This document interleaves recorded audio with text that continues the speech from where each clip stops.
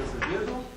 And the next three talks now, I believe, they are all on optimization of structures. Okay, all right. Thank you very much. Okay, as announced, I'm Felipe Miranda Azevedo. I'm here to present about evolutionary topology optimization for acoustic mufflers. I'm doing this research under Professor Pavanello. And, well, let's start.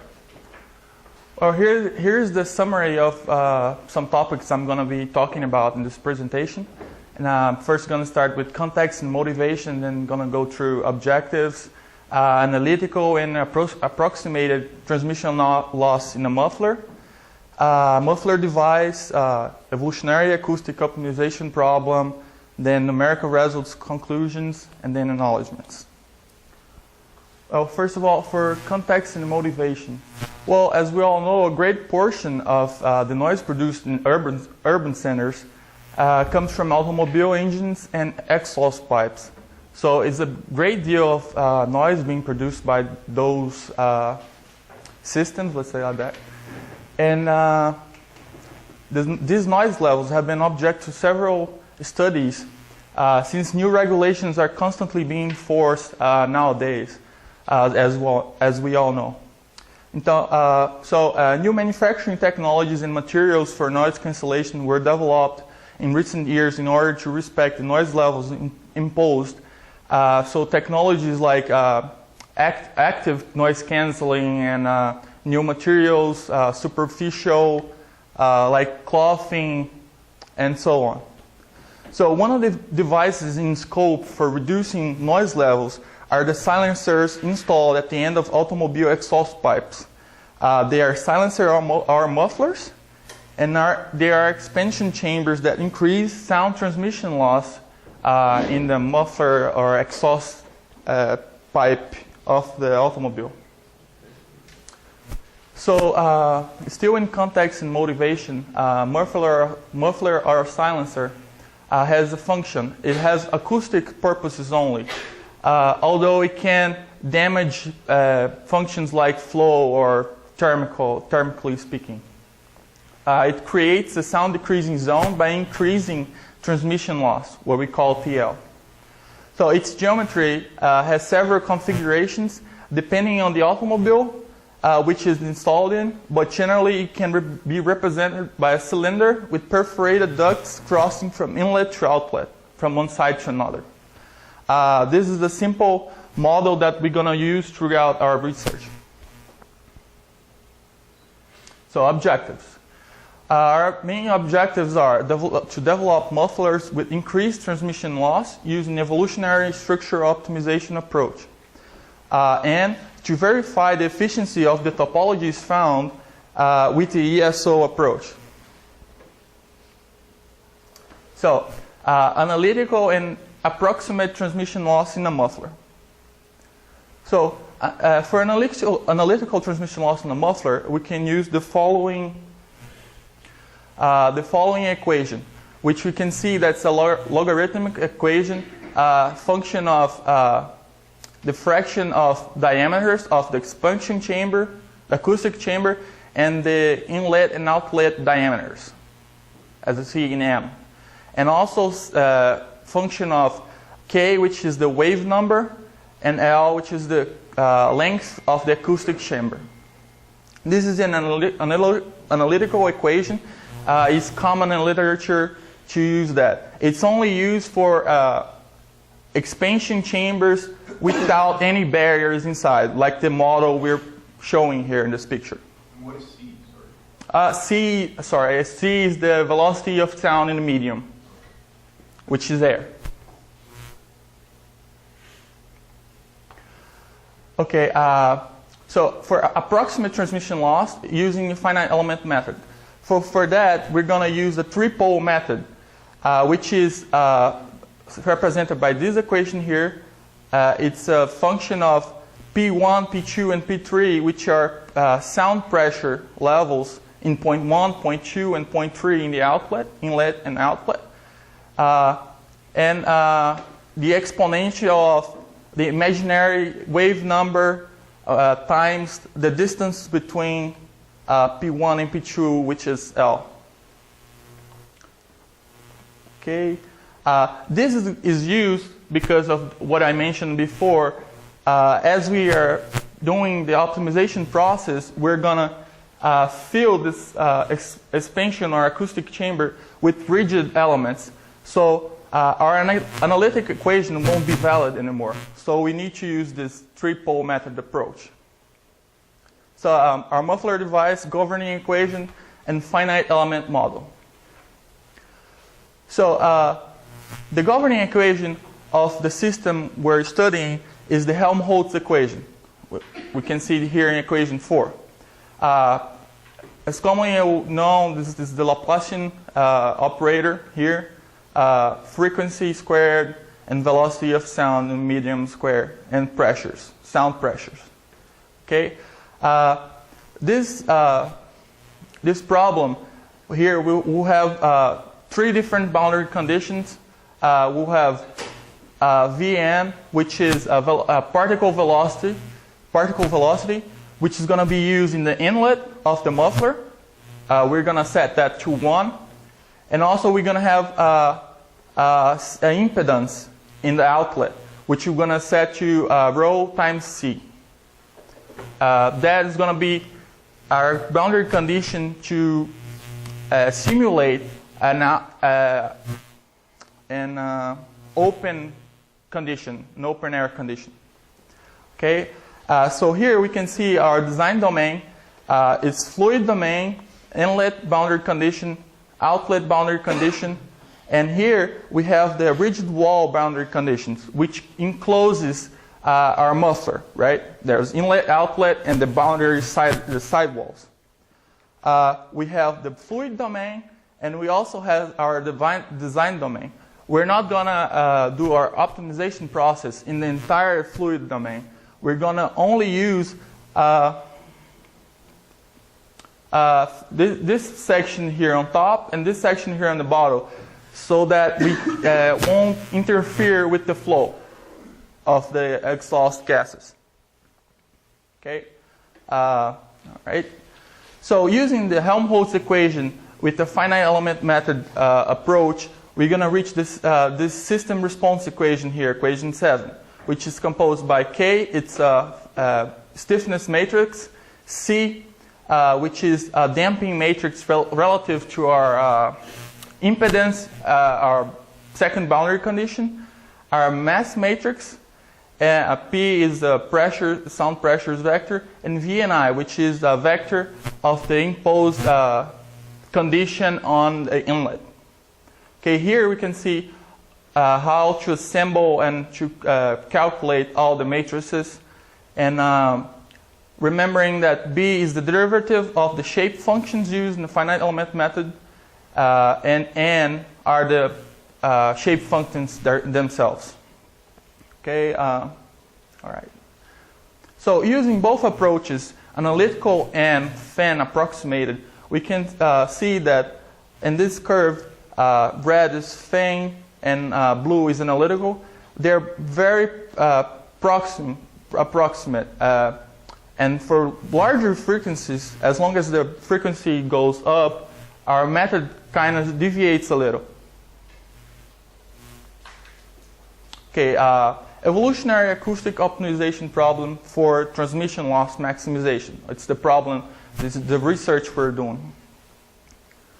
So our problem statement is to maximize transmission loss, which is represented by this equation, subject to our system response equation, and volume constraints, where our design variable xy will be 0 or 1, which means 1 for a fluid element and 0 for a rigid element. So as we optimize our system, we'll have elements filled with fluid being switched by empty elements. Those are going to represent our rigid barriers being created in our muffler. Okay, for our optimization process to work, we need a gradient-based optimizer. Our gradient-based optimizer is the derivative of our optimization function. So the derivative of TL with response to our design variable is going to be this equation here, where Pn is the relationship between pressure 1 and pressure 2. And P3, P out is the pressure in point 3. Okay, numerical results. So for our optimization process, we used an evolutionary ratio of 0.16666%, which is the rate of going to remove elements from our domain. So we're going to be removing 0.16% each iteration until we reach a final volume of 97%, which means we'll have 3% of rigid elements in our entire domain. We're going to be using optimizing our system. We're going to be optimizing our system for 4 different frequencies. They represent peak and valley frequencies, which can be seen in that curve I showed you before. Those are TL peaks and TL valleys on that curve. We can see here 346 hertz, 693 hertz are valley frequencies, which approximates 0 in that curve I showed you before. And 173 hertz and 519.5 hertz are the peak values of transmission loss, which are approximate 8 decibels. Okay, for valley frequencies, we had this couple of topologies here, where topology A is represented by this dotted black line here for a range of frequencies, and topology B is represented by the black thick line here. We can see that the optimization process here worked pretty well, since TL was raised from 0 to from 0 because they're valley frequencies. So the whole curve here, it's increased. The whole curve here went up, so it's a good optimization for that set range of frequencies. We can see here in the thin black line, this is the nominal muffler. So the curve was set to be like this, and now it's the black line, thick line, or the dotted line. So for the for this range of frequencies, the optimization,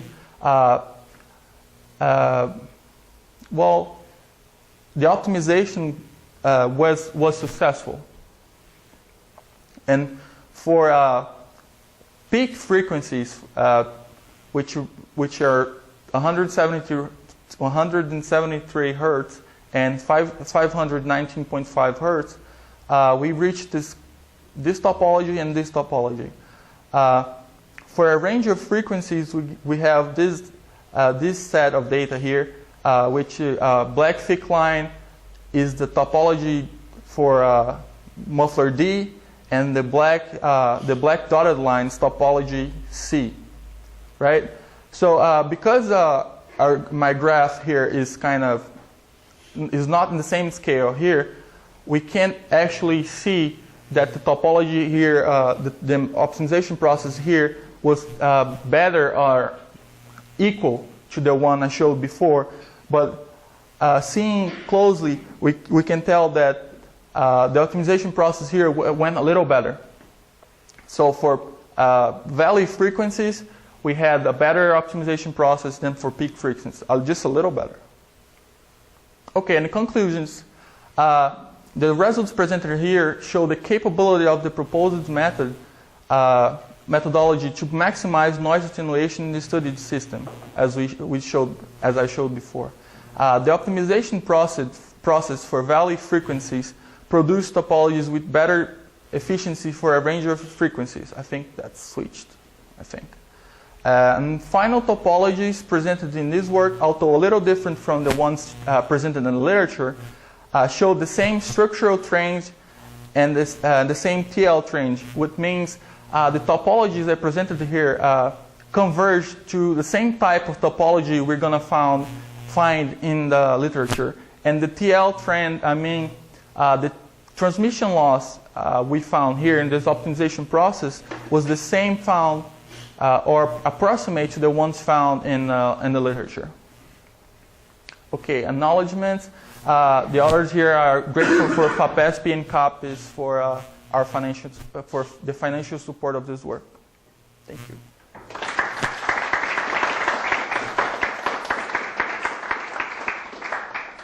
Questions?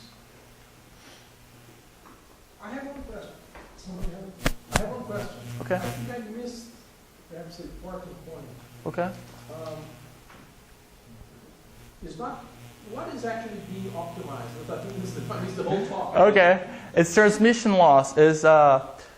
Transmission loss is the capacity. What do you optimize? The geometry, the dimensions of the muffler? No, I'm adding or removing. Yeah.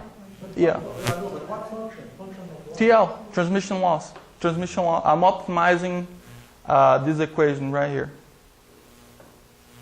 I'm maximizing TL. What is that? What physical property are you changing to maximize this function? Okay. That's Okay. I'm introducing rigid elements in our domain so that our maximum TL, our TL gets higher. Okay, so that these are fixed structures that you insert inside the chamber. Yes, exactly. So we start the process with the empty chamber. We start the process with an empty chamber, and as we go through, we remove fluid elements, which means we're adding small elements, rigid elements, and then we maximize TL doing that. Your silence in your car is made with a central tube with Perforated. holes and some barriers. There it is, yes. Okay? And when they put a horizontal line, black line, it means that in this region, Yes. the perforated tube must be closed. And when they put, sorry, the vertical lines is a barrier, closed line. And here it's fine for each frequency or different frequencies. Sorry if it was not clear enough. I understand everything, the function and the noise function, but I didn't understand which physical structure was going into the Okay. function to be optimized. So these are where to place the barriers. Yes. Yes. Some other question? Oh, Labaki? What's the acoustic part of it? What? There's also an acoustic part involved that I missed. Well, transmission loss is a function of the sound pressures.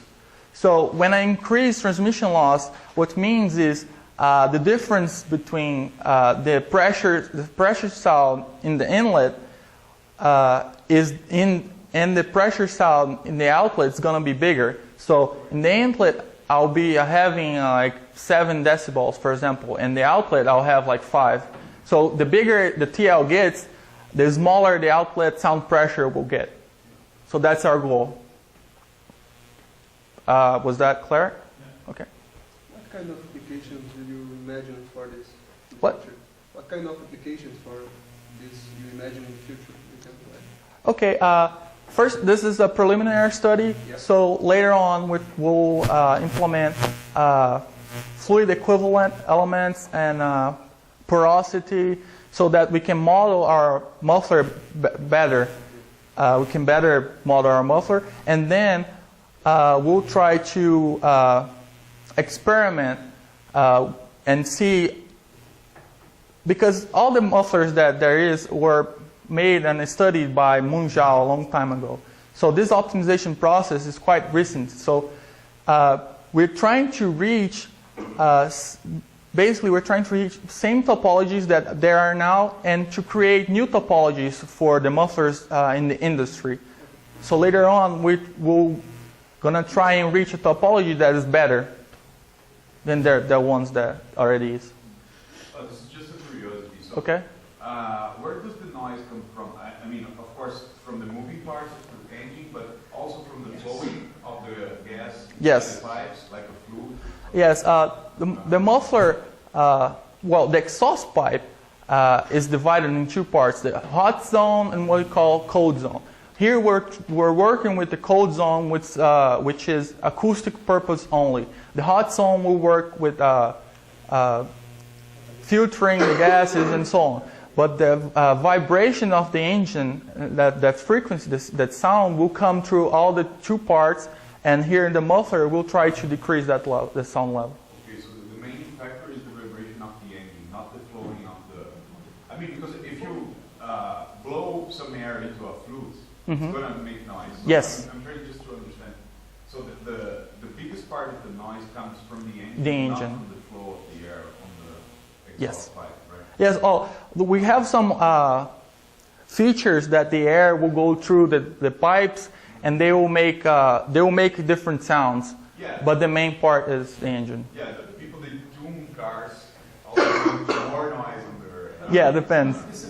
Then I'm confused. Okay. I thought that this was some sort of the frequency that you're going to use there, it has to do with the frequency of the injection of the gas by the engine, not the vibration of the engine block itself. It has nothing to do with the block. No, it's not the vibration of the block, but it's the expulsion of the gas that's pulsed. In fact, I don't know the response, but I guess that there are some effects. There are the flow effects. There are the oscillation of the pistons, pistons. There are explosions. also the vibration of The muffler shell pipes. itself, because they vibrate a lot also. There are a lot of sources of vibration. I'm not sure. Yeah, there's not. I don't think there is only one type of sound coming through. It's a very good question, actually. Any more Oh, we had the question here and there. Oh, she can ask first. Can you? One question is just for curiosity. Is there any difference in the radius of the inlet and outlet? Because you are using the same radius, you know, Yes. it is mandatory. Yes, there is a difference. There is studies for muffler shape, which they optimize the lengths and the diameter, but that makes difference. Okay. So you are just changing the place where you put that structure inside the chamber, or can you change the structure itself? Well, this is not a fixed structure. So as the optimization process goes through, we're gonna be removing fluid elements, and that's gonna be based on our sensitivity analysis. So this structure here was made purely by that. It's not a fixed structure that I'm moving through our expansion chamber. So I didn't put the picture, but the barrier starts here, and it keeps growing till it reaches the middle, and then starts doing this portion here horizontally. So you begin with nothing inside the chamber? Nothing inside the chamber. Yes. Yes. Right, it's interesting that the solution always being constructed. If you build a muffler directly with that structure, you can vary the position according to the frequency band. What do you Because mean? like, it's the optimization process, but the final geometry is always the same. It's very close. Position according to the frequency, right? Yeah, kind of, but we can see here that it's very. First one, yeah.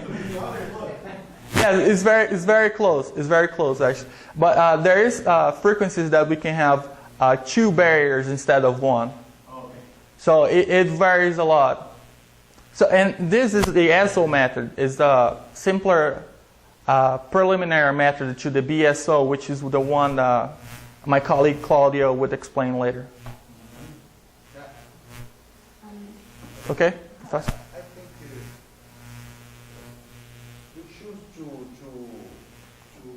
put not too much material in the barrier, just 3%. 3%. Until we allow to continue the optimization method, we can found different. Different topo. Yeah. But in the real application, the little. Only small That- wires for that problem. So we can follow the solution. Different solutions. And that's purely because of a mass restriction. Because the muffler pipe is only restricted by a couple of wires in your car, so it vibrates a lot. If you increase that mass too much, then it will vibrate more, and so on, and then it won't be valid anymore. Okay? All right. Thank you. Thank you very much.